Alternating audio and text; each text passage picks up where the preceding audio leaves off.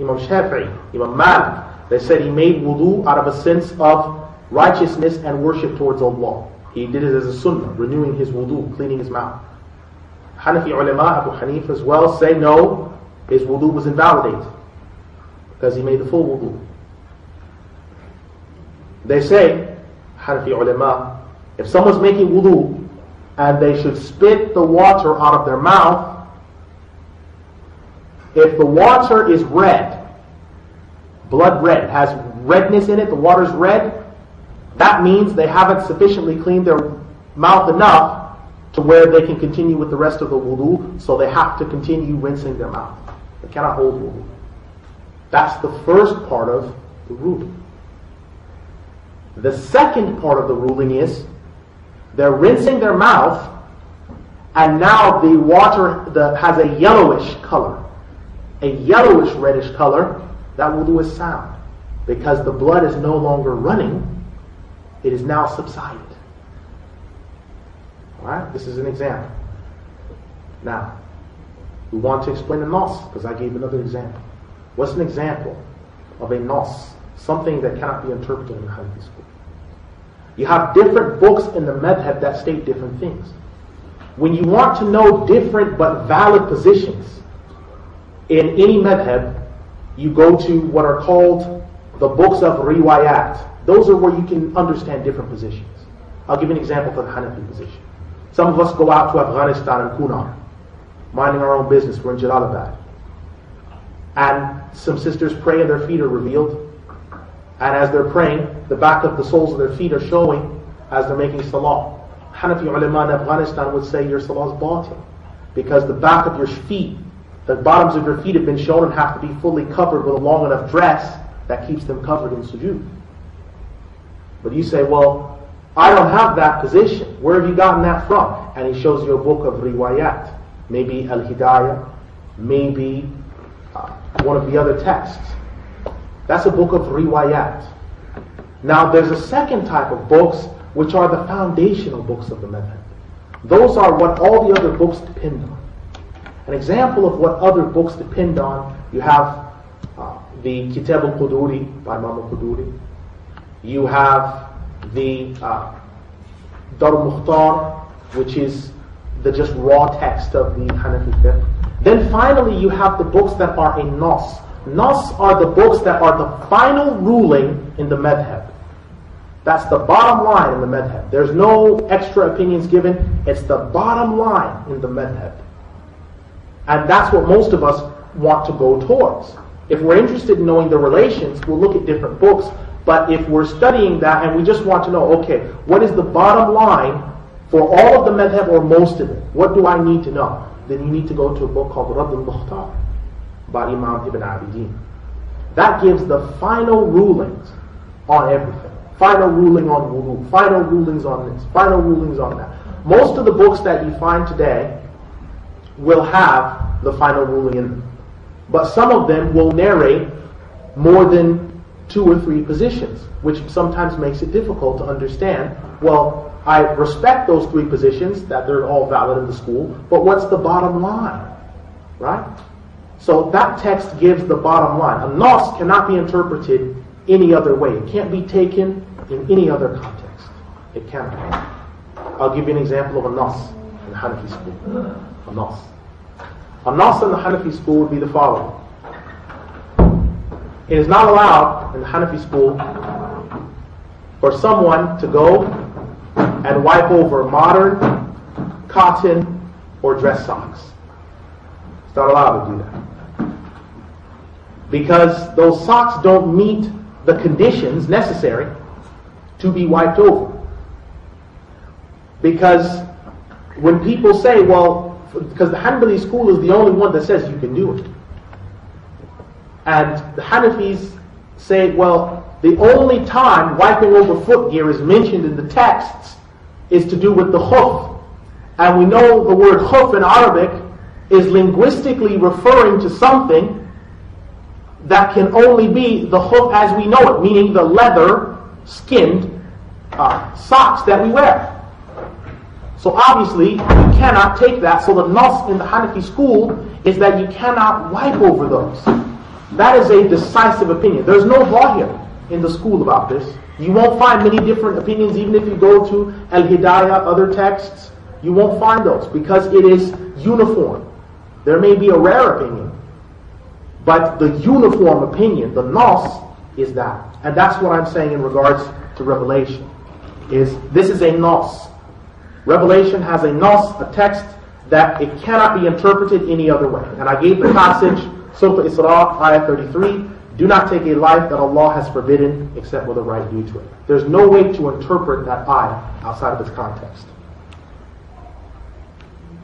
In this passage, we're given an explicit prohibition on taking human life except under certain dire circumstances. Except with dire circumstances. Another passage that we have that is also a nas. وَلَا تَقْرَبُوا مَالَ الْيَتِيمِ. And do not come near the property of the orphans. Surah Al-Isra, Surah 17, Ayah 34. Do not come near the property of the orphans. That's decisive. That's a nas. Another nas. وَلَا تَقْرَبُوا الزِّنَا إِنَّهُ كَانَ فَاحِشَةً وَسَاءَ سَبِيلًا. This is from Surah Al-Isra, the 17th Surah, Ayah 32. Do not come near to fornication. It is a perversion and an evil way. Another nas. There is no way that someone could interpret passages like these to mean something else outside of what these ayat bear upon. It's impossible to do that except for someone that is truly seeking evil. Our second type of mubayyin is called zahir. This one is called zahir. A zahir text can hold two judgments. A zahir text is clear, but it can hold two judgments. And one of those judgments will be stronger than the other. So it holds two strong judgments. One of them will be stronger than the other. And as I mentioned before, this also takes place in fiqh. With the schools of fiqh, sometimes the fiqh will have a zahir opinion, where there'll be one opinion that is stronger than the other. And the zahir evidence is the one that I just quoted before, as if sisters had gone to Afghanistan. That's a zahir example, where you've got those two positions in the madhab, where some say that the bottom of the feet reveal the salah is not an issue regarding the validity of the salah. Some say it is. That's an example, the point I gave before, of a zahir event in fiqh. Now, a zahir example in hadith is an example that took place between Imams Ahmad ibn Hanbal rahimahullah and Imam al-Shafi'i. Please listen to the following hadith. The Prophet Muhammad sallallahu alaihi wasallam said, "We do not have the likeness of the sin of the one who seeks the return of a gift. It is like the dog returning to its vomit." This is collected by Imams Ahmad, Al-Bukhari, Tirmidhi, Nasa'i, Ibn Adi, Daraqutni, Suyuti, and Nabahani, classified as Sahih. The hadith is saying this again. It says, we do not have the likeness of the sin of the one who seeks the return of a gift. What that means is that's not accepted. Seeking return of a gift, the Prophet Muhammad ﷺ is saying, is that's not from us. That's not from our way. Seeking the return of a gift, meaning to take back a gift you've given. He said that is like a dog returning to its vomit. So someone gives a gift. For example, I'll give you a beautiful example. We give someone an item of clothing. And the clothing, we realize that we liked it. And we feel remorseful that we gave it to them. So we seek to take that clothing back. We seek to take it back. This is, in the hadith, is like the dog returning to its own vomit. Because you're seeking to take something back after you clearly gave it.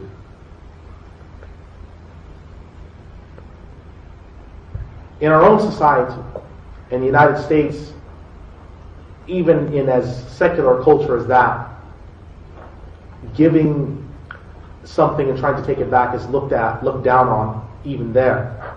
And there they call you, if you give a gift and try to take it back, they call you an Indian giver. I want to give some history on this statement. When the settlers came from Europe as refugees escaping, they met the Onondaga, the Seminole, and the Cherokee Nation, most of whom were Muslim tribes. Most of whom were Muslims. Sheikh Ramadan ibn Wati, who died in 1866, was the chief of the Cherokees, and he was a faqih in Islam. The Delaware Friends and Neighbors Treaty, which was signed in 1787, was between the native Muslim aboriginal populations of the United States and the U.S. Continental Congress. However, what had been spoken about amongst those two groups was that there would be an exchange. The settlers would give a certain amount of trinkets, jewelry, gold, maybe food, and in return for that, they would have use of the land. However, the settlers understood this slightly differently. The Aboriginals understood it to mean that they would have the use of the land for the year, or however many years. Not that they owned it. The settlers understood that we own it now, it's ours.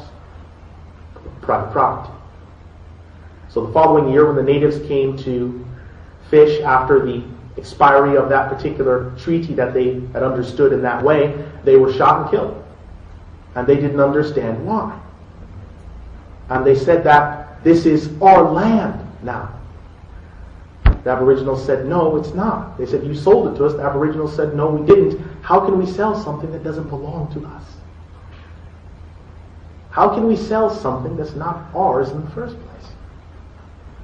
Because those lands that were used for fishing, they saw those as refuges, places where public property where people could go. So how can I sell something that's not mine? And because of this, the popular phrase was coined, Indian giver. You're with someone, give them something from your lunch, you say, oh, I didn't mean to give you that, I want that, oh, you Indian giver. It's popular in U.S. culture. It's popular.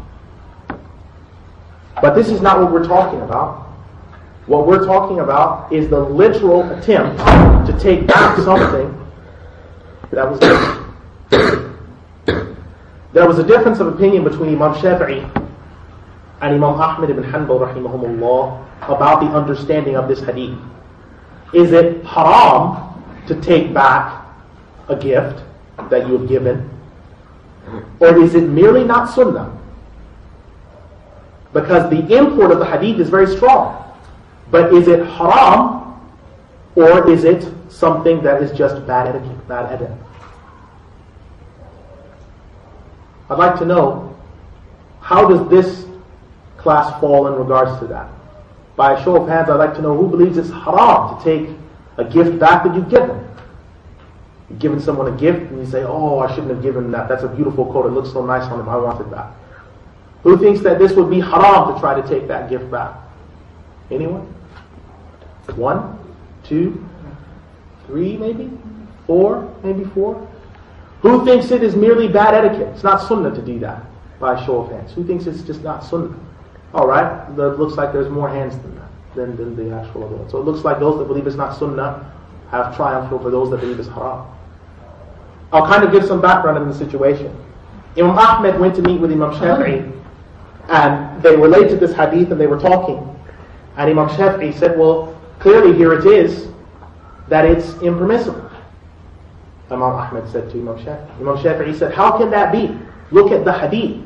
The hadith says that we do not have the likeness of the sin of the one who seeks to return a gift. It's like the dog returning to its vomit. Does the dog have any hindrance from returning to its vomit? Does the dog have any hindrance from returning to its vomit? Of course not. It returns by its own will to its vomit. There's nothing hindering it from returning to its vomit. Therefore, it is a disgusting thing, and the actual import of the hadith means that the Prophet Muhammad ﷺ, by likening the person who returns the gift